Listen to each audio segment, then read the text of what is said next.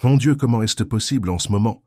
cria Marcus Wellington dans son téléphone, sa voix résonnant dans les couloirs de marbre de la tour financière Wellington. Le PDG millionnaire de 45 ans arpentait frénétiquement son bureau du 50e étage, ses chaussures en cuir italien claquant contre les sols polis, tandis qu'il regardait à travers les baies vitrées la ville qui s'étendait en contrebas. « Monsieur, les investisseurs suisses arrivent dans 2 heures », crépita la voix de son assistante Sarah dans le haut-parleur. « Sans ces photos de famille et les papiers d'adoption dans votre portefeuille, il n'y a aucun moyen de prouver l'authenticité du travail caritatif de la Fondation Wellington. Ils ont spécifiquement demandé à voir la documentation personnelle de l'engagement de votre famille à aider les enfants défavorisés. » Marcus se passa les mains dans ses cheveux grisonnants, son costume Armani à 5 000 $ froissé par le stress. Le portefeuille contenait tout, des photos de sa fille adoptive Emma, de sa défunte épouse Catherine, et surtout les papiers d'adoption originaux qui prouvaient sa connexion authentique aux causes de protection de l'enfance. Sans eux, l'accord d'investissement de 50 millions de $ s'effondrerait, et avec lui, l'expansion de son entreprise dans des projets humanitaires sur 3 continents. J'ai déjà appelé le restaurant, le service de voiture, même la sécurité de l'hôtel, marmonna Marcus, desserrant sa cravate en soie. C'est comme si le portefeuille avait disparu dans les airs. Ce soir-là, tous les 3 s'assirent dans le bureau de Marcus, tandis que Catherine faisait les 100 pas nerveusement dans le coin. Emma avait appris toute la vérité sur son adoption, sur les mensonges de Catherine, sur les 3 années de recherche de Thomas. « Je suis désolée, Emma, » dit finalement Catherine. « Je pensais te protéger. »« Tu te protégeais toi-même, » dit Emma avec une maturité surprenante. « Tu avais honte de Thomas parce qu'il n'avait pas d'argent. » Catherine tressaillit. « Ce n'est pas vrai. »« Alors pourquoi as-tu menti en disant qu'il était mort ?» demanda Emma. « Pourquoi ne l'as-tu pas laissé me rendre visite ?» Catherine n'avait pas de réponse à cela. Marcus se racla la gorge. « Emma, nous devons parler de ce qui se passe maintenant. Thomas est ton père et il a des droits. Mais je suis ton père depuis 3 ans et je t'aime tout autant. »« Qu'est-ce que tu veux faire ?» demanda Emma à Thomas. Thomas regarda cette belle enfant intelligente, sa fille, et prit la décision la plus difficile de sa vie. « Je veux ce qui est le mieux pour toi. Marcus peut te donner des choses que je ne pourrai jamais offrir. Une belle maison, les meilleures écoles, des opportunités que je ne pourrai jamais fournir. Mais je veux te connaître aussi, dit Emma. Je veux passer du temps avec toi. On trouvera un arrangement, dit Marcus. Mais d'abord, il y a autre chose dont nous devons discuter. Il se tourna vers Catherine. J'ai pris des décisions. À propos de nous. À propos de notre mariage. Le visage de Catherine pâlit. Marcus, s'il te plaît, je sais que j'ai fait des erreurs, mais tu n'as pas fait d'erreur, dit Marcus fermement. Tu as fait des choix. Tu as choisi de me mentir à Emma, de mentir à Thomas. Tu as choisi de détruire la relation d'un homme avec sa fille. Tu as choisi de construire toute notre vie sur la tromperie. J'essayais de protéger Emma.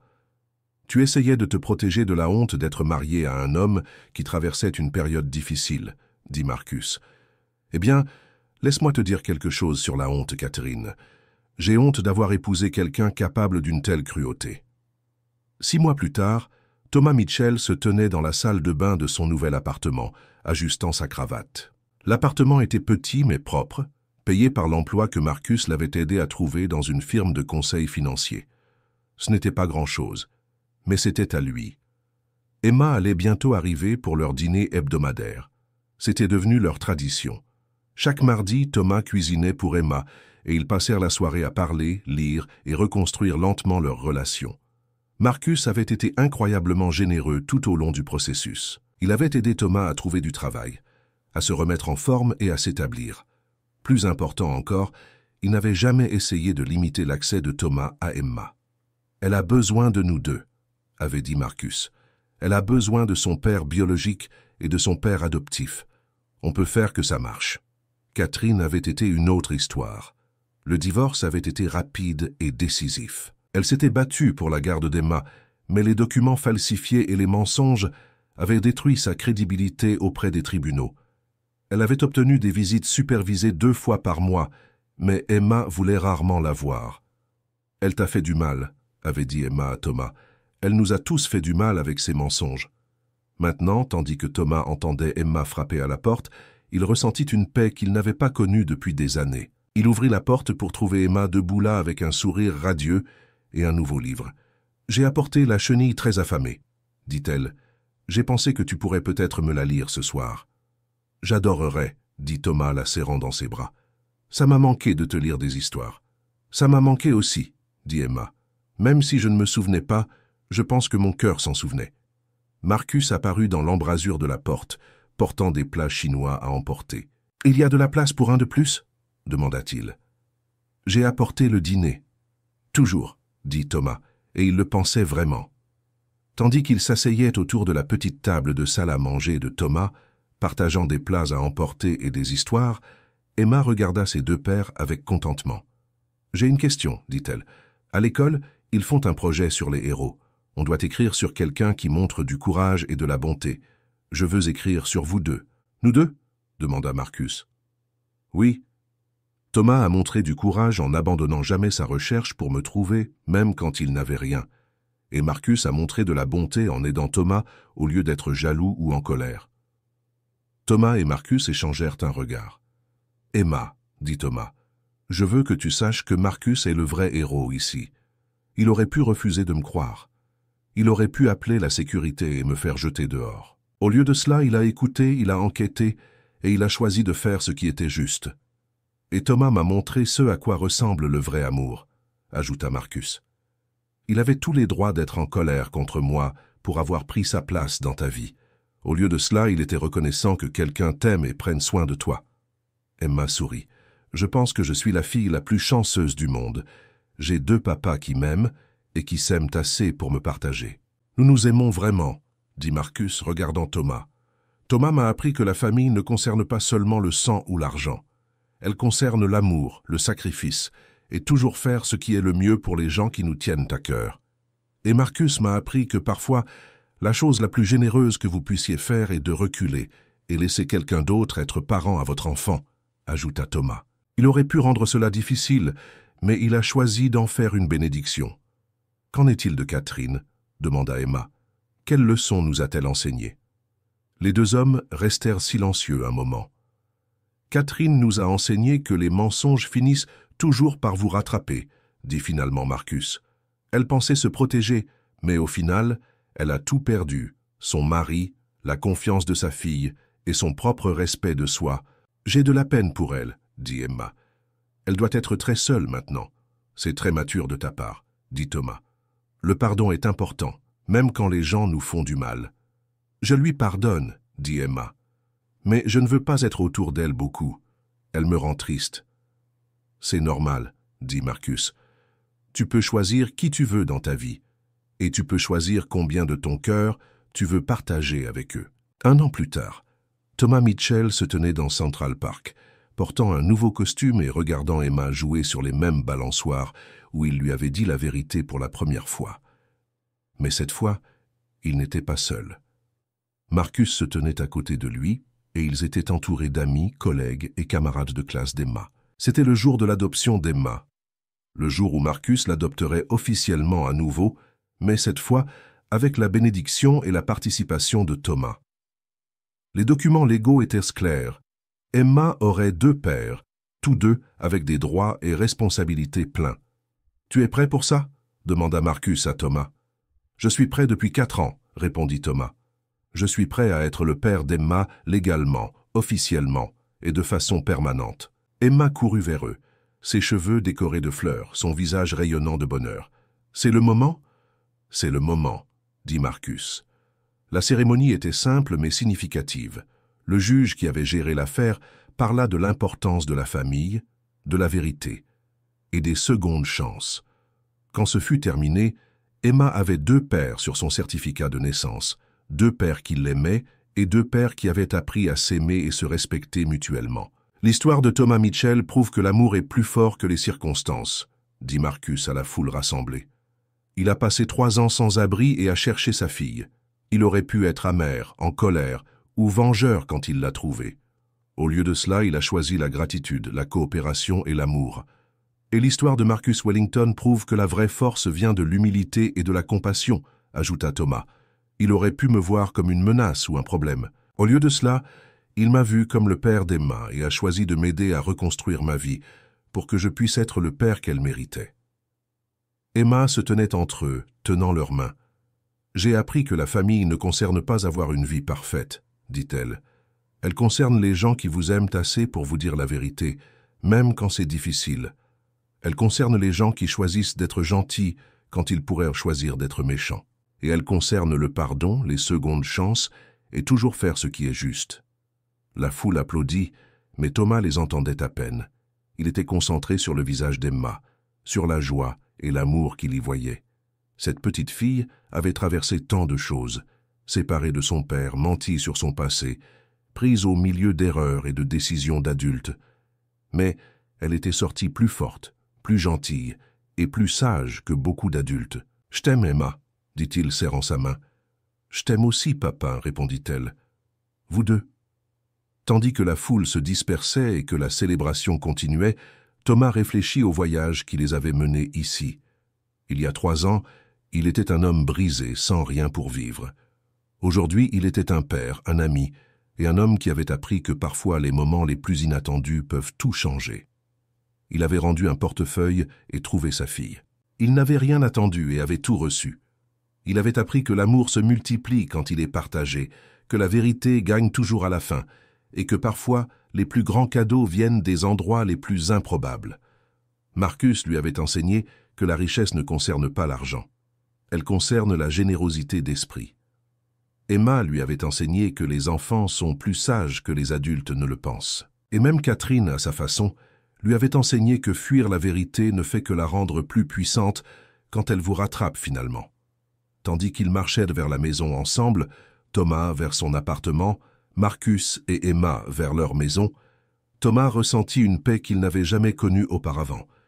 Il n'était plus l'homme sans abri qui avait trouvé un portefeuille. Il était le père d'Emma, l'ami de Marcus, et un homme qui avait appris que parfois perdre tout est la première étape vers trouver ce qui compte vraiment. Le portefeuille avait été rendu. La famille avait été restaurée. Et le cercle, enfin, était complet. Fin que Marcus ne savait pas, c'est qu'à ce moment précis, 6 pâtés de maison plus loin, un homme aux traits burinés, en vêtements déchirés, était assis sur un banc de parc, tenant ce portefeuille même dans ses mains calleuses. Et ce qu'il était sur le point de découvrir à l'intérieur allait changer leurs 2 vies à jamais. Les doigts de Thomas Mitchell tremblaient, tandis qu'il ouvrait le portefeuille en cuir coûteux qu'il avait trouvé près de l'entrée du métro. L'homme de 52 ans portait des vêtements usés jusqu'à la corde, son visage marqué par 3 années de vie dans la rue, mais ses yeux conservaient encore l'intelligence de quelqu'un qui avait autrefois dirigé des salles de conseil. « Bon sang », murmura-t-il, sa voix à peine audible au-dessus du trafic urbain. Le portefeuille était bourré d'argent, plus d'argent que Thomas n'en avait vu depuis des années. 500, peut-être 600 $ en billets neufs. Assez pour manger pendant des mois, peut-être trouver une chambre de motel bon marché, se nettoyer. Mais Thomas avait des principes, même maintenant, même après avoir tout perdu, son travail, sa maison, sa famille. Il refusait de voler. Ses mains burinées comptèrent soigneusement l'argent, se préparant à rendre chaque centime. C'est alors qu'il les vit, les photographies. Il retint son souffle tandis qu'il sortait la première photo, une belle petite fille, aux cheveux bruns bouclés et aux yeux verts brillants, peut-être 7 ans, assise sur une balançoire en pneus. Elle riait, les bras étendus vers l'appareil photo, une joie pure rayonnant de son visage. « Emma », murmura-t-il, lisant le nom écrit au dos d'une écriture soignée. Ses mains tremblaient, tandis qu'il fixait l'image, ses yeux, ce sourire, cette fossette distinctive sur sa joue gauche. C'était impossible. Cela ne pouvait pas être. Mais il n'y avait pas d'erreur. Il regardait une photo de sa propre fille. Le monde de Thomas bascula tandis qu'il sortait d'autres photographies. Il y avait Emma à une fête d'anniversaire, soufflant les bougies sur un gâteau rose. Emma en uniforme scolaire, ayant perdu ses 2 dents de devant dans un sourire fier. Emma à Noël, déballant des cadeaux sous un arbre massif dans ce qui ressemblait à un manoir. « Ce ne peut pas être réel », marmonna-t-il, sa voix se brisant. La dernière fois qu'il avait vu sa fille, elle avait 4 ans, emmenée par les services sociaux après le divorce. Son ex-femme Linda s'était assurée qu'il ne reverrait jamais Emma, déménageant à travers le pays, changeant leur nom, disparaissant complètement de sa vie. Mais elle était là, plus âgée maintenant, manifestement aimée et soignée, vivant dans le luxe à en juger par les apparences. Mais comment? Avec qui? Thomas fouilla dans d'autres contenus du portefeuille. Des cartes de visite indiquant Marcus Wellington, PDG, Wellington Financial. Un permis de conduire avec une adresse dans le quartier le plus cher de la ville. Et puis, au fond, pliés soigneusement derrière les photos, il les trouva. Des documents légaux, des papiers d'adoption. Ses mains tremblaient tandis qu'il dépliait les papiers, ses yeux parcourant le texte officiel. Emma Rose Mitchell, voilà son nom original. Adoptée par Marcus Wellington et Catherine Wellington. La date était d'il y a 3 ans, juste 6 mois après que Thomas eut perdu son appartement et commencé à vivre dans la rue. Catherine Wellington, lut-il à haute voix, et son cœur s'arrêta. Là, agrafée au document, se trouvait une autre photo. Une femme aux yeux bienveillants et au sourire doux, tenant la main d'Emma. Mais ce n'était pas n'importe quelle femme. C'était Linda, son ex-femme. Mais le nom sur les papiers d'adoption disait Catherine Wellington. L'esprit de Thomas s'emballa tandis que les pièces d'un puzzle impossible commençaient à s'assembler. Catherine Wellington, Linda Mitchell. Son ex-femme s'était remariée, avait changé de nom et avait d'une manière ou d'une autre convaincu un millionnaire d'adopter sa fille. Les papiers d'adoption montraient que les 2 parents biologiques avaient renoncé à tous leurs droits. Mais Thomas n'avait jamais rien signé. « Elle lui a dit que j'étais mort », murmura-t-il, comprenant soudain. Les papiers indiquaient que Thomas Mitchell était mort dans un accident de voiture 3 ans auparavant, rendant l'adoption légalement simple. Linda l'avait effacé de l'existence, littéralement et légalement. Mais Thomas n'était pas mort. Il était assis sur un banc de parc, tenant des photos de la fille qu'on lui avait dit qu'il ne reverrait jamais. Emma était vivante, en bonne santé, et vivait apparemment avec l'un des hommes les plus riches de la ville. Un homme qui venait de perdre son portefeuille et était probablement désespéré de le récupérer. Thomas regarda l'argent à nouveau. 600 $, assez pour disparaître, pour recommencer ailleurs, où il pouvait faire ce que Linda n'avait jamais attendu. Il pouvait revenir dans la vie d'Emma, mais pas comme un sans-abri mendiant des miettes, comme quelqu'un qui rendait quelque chose de précieux à l'homme qui élevait maintenant sa fille. « Il l'aime », dit Thomas doucement, étudiant les photos à nouveau. Le visage de Marcus Wellington apparaissait dans plusieurs photos, toujours souriant, toujours impliqué. À la pièce de théâtre d'Emma, lui apprenant à faire du vélo, lisant des histoires au coucher. Ce n'était pas seulement de la charité ou de l'obligation, c'était de l'amour authentique. Thomas se leva, sa décision prise. Il rendrait le portefeuille. Mais d'abord, il devait comprendre exactement quel genre d'homme élevait sa fille. Et plus important encore, il devait comprendre comment dire à Marcus Wellington que le père mort d'Emma était bien vivant. Marcus Wellington était assis dans son bureau, la tête entre les mains, quand sa secrétaire Sarah frappa urgemment à la porte. « Monsieur, il y a un gentleman ici pour vous voir. Il dit qu'il a votre portefeuille. » Marcus leva les yeux, l'espoir scintillant dans ses yeux. « Dieu merci. Faites-le entrer immédiatement. » Sarah hésita. « Monsieur, je dois vous prévenir. Il semble être sans abri. La sécurité voulait l'escorter dehors, mais il leur a montré votre portefeuille comme preuve. »« Je m'en fiche s'il porte un sac poubelle, » s'emporta Marcus. « Faites-le juste entrer. » L'homme qui entra dans le bureau de Marcus n'était pas ce à quoi il s'attendait. Malgré ses vêtements usés et son apparence négligée, il se tenait avec une dignité tranquille.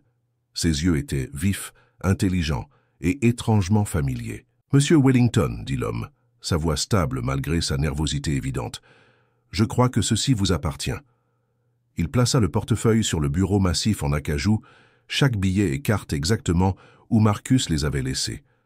Marcus attrapa le portefeuille, vérifiant rapidement les photos et documents. Tout y était. « Merci, » dit-il, atteignant son carnet de chèques. « S'il vous plaît, laissez-moi vous donner une récompense. Vous n'avez aucune idée de l'importance que cela avait. »« Je ne veux pas de votre argent, » dit Thomas calmement, « mais je veux vous parler d'Emma. » Marcus se figea, sa main à mi-chemin vers son stylo. « Qu'avez-vous dit ?»« Emma Rose, » continua Thomas, sa voix devenant plus forte. « Belle petite fille. Aime les balançoires en pneus et a une fossette sur la joue gauche. Votre fille adoptive. » La couleur quitta le visage de Marcus. « Comment connaissez-vous Emma? Qui êtes-vous » Thomas prit une profonde inspiration. « Mon nom est Thomas Mitchell, et Emma est ma fille. »« C'est impossible, » dit Marcus, sa voix à peine au-dessus d'un murmure.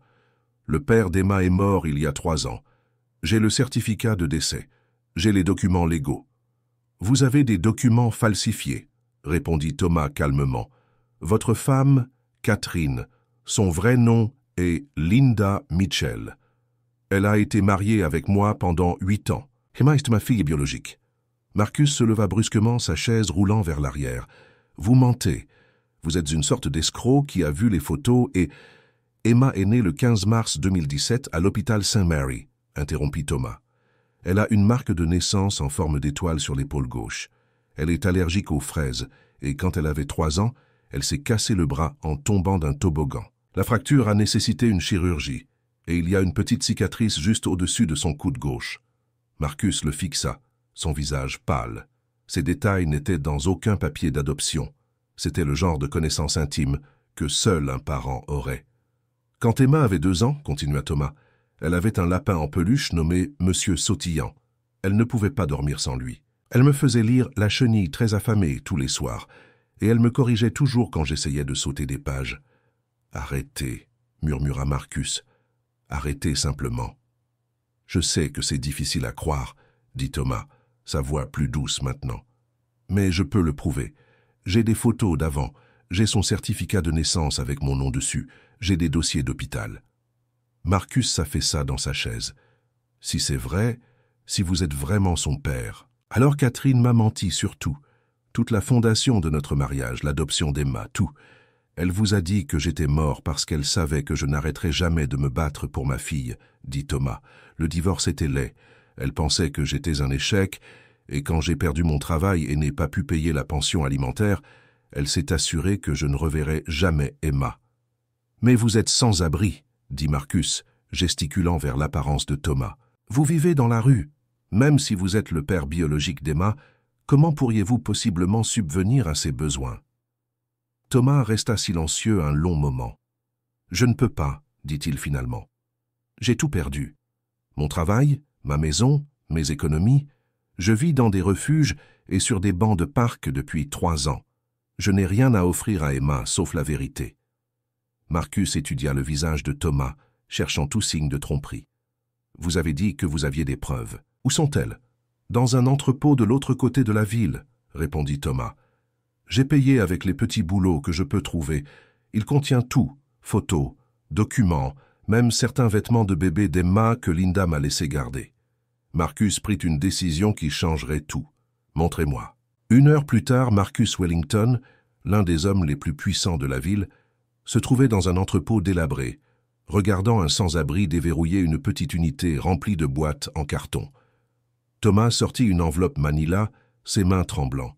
« C'est nous », dit-il, montrant à Marcus une photo. Elle montrait un Thomas plus jeune, rasé de près et portant un costume d'affaires, tenant bébé Emma. Derrière eux se trouvait une femme qui ressemblait exactement à Catherine Wellington, mais avec des cheveux d'une couleur différente. Le souffle de Marcus se coupa. « C'est Catherine, mais ses cheveux... » « Elle les a teints après le divorce, » expliqua Thomas. « Elle a tout changé d'elle-même, même son nom. » Thomas lui montra plus de photos. Thomas apprenant à la petite Emma à marcher, le premier anniversaire d'Emma, les matins de Noël en famille. Et puis, brusquement, les photos s'arrêtaient. « C'est la dernière photo que j'ai, » dit Thomas, sa voix se brisant. Il tendit à Marcus une photo d'Emma pleurant tandis qu'un travailleur social l'emportait. Elle avait 4 ans. Elle continuait à me tendre les bras, appelant papa. Je ne l'ai pas revue depuis. Marcus fixa la photo, ses mains tremblant. « Pourquoi n'avez-vous pas lutté? Pourquoi n'avez-vous pas prouvé que Catherine mentait? »« J'ai essayé, » dit Thomas. « Mais j'étais fauché, déprimé, buvant trop. Quand j'ai finalement dégrisé et essayé de les trouver, ils avaient disparu, changé de nom, déménagé d'état. J'ai engagé des détectives privés avec le peu d'argent qui me restait, mais ils n'ont rien trouvé. » Marcus regarda le certificat de naissance, les dossiers d'hôpital, les documents de garde. Tout correspondait à l'histoire de Thomas. « Bon sang, » murmura-t-il. « Catherine, Linda, elle a menti sur tout. J'ai besoin que vous sachiez quelque chose, dit Thomas rencontrant les yeux de Marcus. Je ne suis pas ici pour enlever Emma. Je peux voir sur les photos que vous l'aimez. Elle est heureuse, en bonne santé, bien soignée. Je ne pourrai jamais lui donner la vie que vous pouvez. Alors pourquoi êtes-vous ici? Parce qu'elle mérite de connaître la vérité, dit Thomas simplement. Elle mérite de savoir que son père n'est pas mort. Et peut-être mérite-t-elle de savoir que son père l'aimait assez pour l'abandonner, plutôt que de l'entraîner dans la pauvreté. Marcus emmena Thomas dans un restaurant voisin, l'esprit en ébullition. L'homme sans-abri s'assit en face de lui, mangeant soigneusement un hamburger comme si c'était le meilleur repas qu'il ait jamais pris. « Parlez-moi de votre vie d'avant, » dit Marcus. « Que vous est-il arrivé ?» Thomas s'essuya la bouche avec une serviette. « J'étais conseiller financier. J'avais ma propre entreprise, en fait. Rien comme votre compagnie, mais je m'en sortais bien. Linda et moi nous sommes rencontrés à l'université, mariés jeunes. Quand Emma est née, c'était le jour le plus heureux de ma vie. Qu'est-ce qui a mal tourné? La récession a frappé durement. J'ai perdu la plupart de mes clients, puis mon entreprise. J'ai commencé à boire pour faire face au stress. Linda a essayé d'être compréhensive au début, mais quand je n'ai pas pu trouver de travail pendant des mois, elle a demandé le divorce. Elle a dit qu'elle n'allait pas me regarder détruire notre famille. Thomas regarda par la fenêtre. Elle avait raison de me quitter, j'étais un désastre. Mais j'aimais Emma plus que la vie elle-même. J'aurais décroché, trouvé du travail, fait n'importe quoi pour être son père. Mais elle ne vous a pas donné la chance. Non, elle a déménagé chez sa sœur en Californie pendant que le divorce était en cours. J'étais censé avoir des visites supervisées, mais elle a prétendu que j'étais dangereux, instable. Quand les tribunaux ont réglé l'affaire, ils étaient partis. Marcus ressentit quelque chose qu'il n'avait pas attendu, de la sympathie. « Comment avez-vous fini dans la rue ?»« J'ai perdu mon appartement 6 mois plus tard. Je ne pouvais pas payer le loyer. Je ne pouvais pas trouver un travail stable.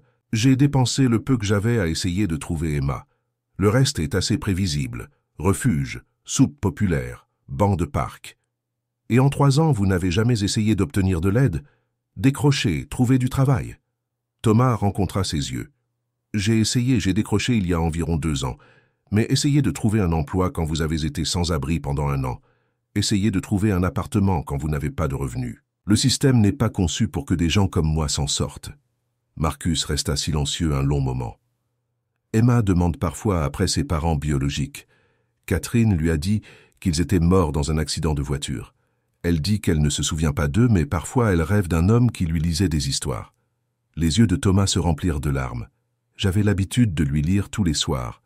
La chenille très affamée était son préféré. « Je sais, » dit Marcus doucement, « c'est encore son préféré. » Ce soir-là, Marcus s'assit dans son bureau, fixant les photos que Thomas lui avait montrées.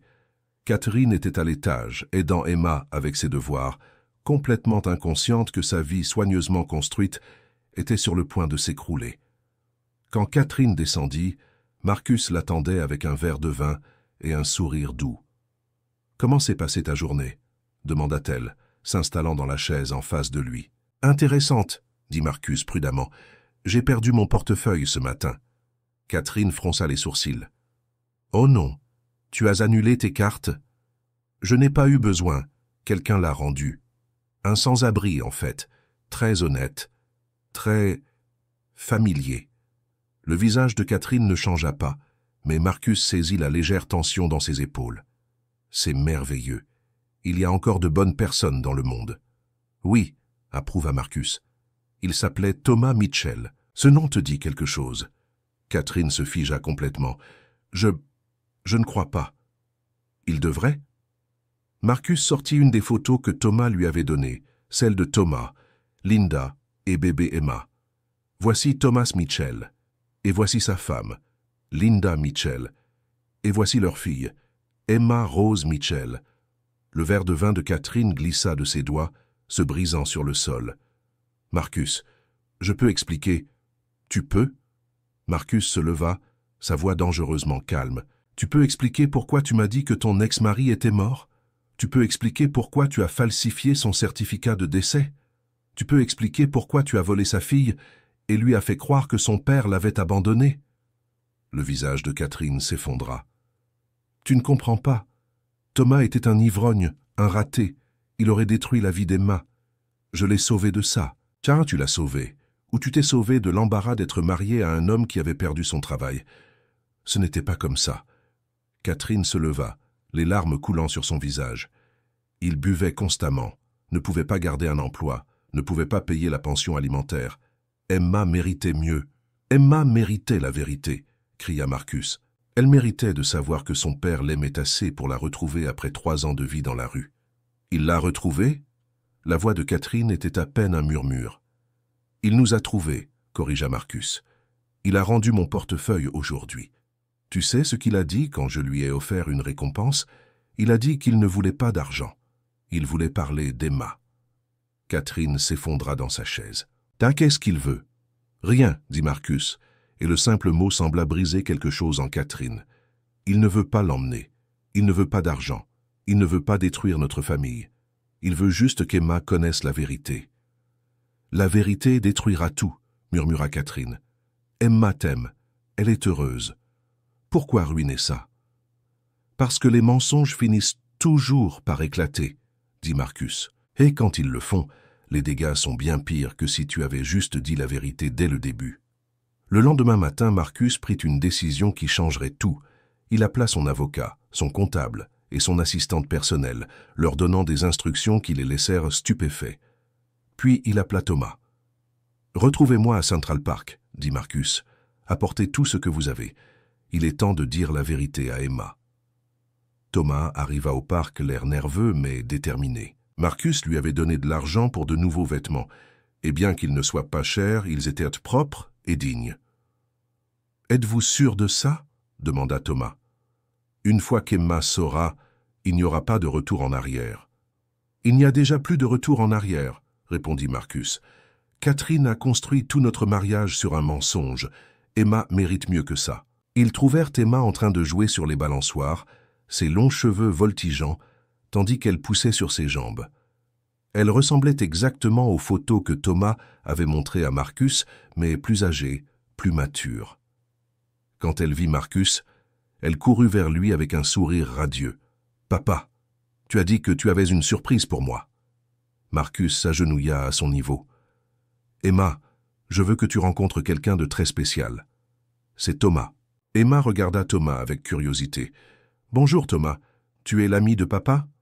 La voix de Thomas était épaisse d'émotion. « Je suis ton ami aussi, Emma. J'ai hâte de te rencontrer depuis très longtemps. »« Emma, » dit Marcus doucement, « Thomas a des choses à te dire sur ta famille, sur ton passé. Es-tu prête à entendre quelque chose de très important ?» Emma hocha la tête, ses yeux verts sérieux. « C'est à propos de mes vrais parents, ceux qui sont morts ?» Thomas s'agenouilla à côté de Marcus. « Emma, tes parents ne sont pas morts. Ta mère est la femme que tu connais sous le nom de Catherine, et ton père, c'est moi. » Emma le fixa pendant un long moment. « Mais Catherine a dit que mon papa était mort dans un accident de voiture. »« Catherine a fait une erreur, » dit Marcus prudemment. « Elle pensait que ce serait plus facile si tu croyais ça. Mais Thomas est bien vivant, et il te cherche depuis 3 ans. »« Tu es mon papa ?» demanda Emma à Thomas, sa voix petite. « Oui, ma chérie. Je suis ton papa, et tu m'as manqué plus que tu ne peux l'imaginer. » Emma étudia intensément le visage de Thomas. « Je ne me souviens pas de toi. »« C'est normal, » dit Thomas doucement. « Tu étais très jeune quand nous nous sommes vus pour la dernière fois. Mais je me souviens de tout sur toi. Je me souviens comment tu me faisais lire « La chenille très affamée » tous les soirs. Je me souviens comment tu me corrigeais quand j'essayais de sauter des pages. » Les yeux d'Emma s'élargirent. « J'adore ce livre. C'est mon préféré. »« Je sais, » sourit Thomas. « Je me souviens aussi que tu avais un lapin en peluche nommé Monsieur Sautillant, et tu avais une marque de naissance en forme d'étoile sur ton épaule. » Emma tira légèrement le col de sa chemise, révélant la marque de naissance distinctive. « Comment savais-tu ça ?»« Parce que j'étais là quand tu es né, » dit Thomas, sa voix se brisant. « J'étais la première personne à te tenir. J'étais celui qui a remarqué cette marque de naissance et dit qu'elle ressemblait à une étoile. » Emma resta silencieuse un long moment. Puis, lentement, elle tendit la main et toucha le visage de Thomas. « Je me souviens de quelque chose. Un homme au visage rugueux qui avait l'habitude de me lire des histoires. Il avait des yeux bienveillants, comme les tiens. » Thomas ne put retenir ses larmes. C'était moi, ma petite fille. C'était moi. Pourquoi es-tu partie? Demanda Emma. Pourquoi n'es-tu pas venue me trouver plus tôt? J'ai essayé, dit Thomas. J'ai essayé si fort de te trouver. Mais ta mère a déménagé très loin, et je ne savais pas où tu étais. Je n'ai jamais arrêté de te chercher, Emma. Pas une seule fois. Emma regarda entre Thomas et Marcus, la confusion claire sur son visage. Mais j'aime Marcus. Il est mon papa maintenant. Et je t'aime aussi, dit Marcus, la serrant contre lui. Rien ne changera jamais ça. Thomas n'est pas ici pour t'emmener loin de moi. Il est ici parce qu'il t'aime et veut faire partie de ta vie. Je peux avoir deux papas? Demanda Emma innocemment. Les deux hommes rirent à travers leurs larmes. Oui, dit Marcus. Tu peux avoir deux papas.